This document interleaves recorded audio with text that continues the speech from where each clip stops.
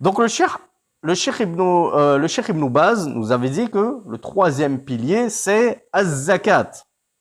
Attestation, double attestation de foi, prière, zakat, aumône. Vous imaginez un petit peu, l'aumône passe en troisième position en termes de fondamentaux, en termes de base sur laquelle est construite toute notre religion. Et posez-vous la question, est-ce que moi je sors ma zakat?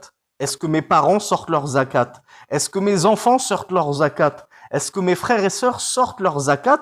Alors qu'on se réclame tous de l'islam, qu'on prétend tous avoir la foi, et je ne comprends pas pourquoi c'est un pilier, c'est un fondement sur lequel passe outre un grand nombre de personnes, alors qu'il vient en troisième position, bien avant le jeûne, que nous allons, incha'Allah, accueillir, je l'espère en bonne santé, dans 1 mois et demi seulement. On va tous jeûner. Mais dès qu'il s'agit de zakat, est-ce qu'on peut dire on va tous sortir notre zakat dès que l'année lunaire est révolue et que j'ai économisé suffisamment pour être soumis à la zakat? Ben, bizarrement, cette question ne se pose plus beaucoup.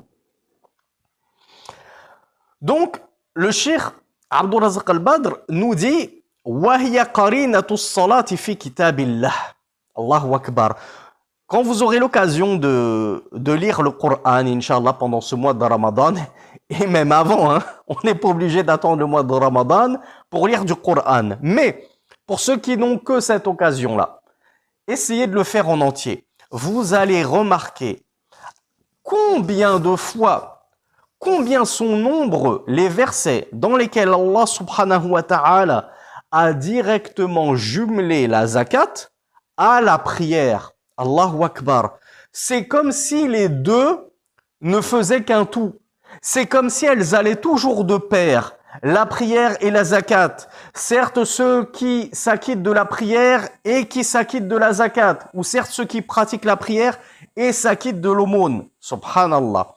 Donc le cheikh Abdul Razak al-Badr nous dit, la zakat, c'est entre guillemets le pendant, le jumeau de la prière dans le livre d'Allah subhanahu wa ta'ala. C'est-à-dire que dans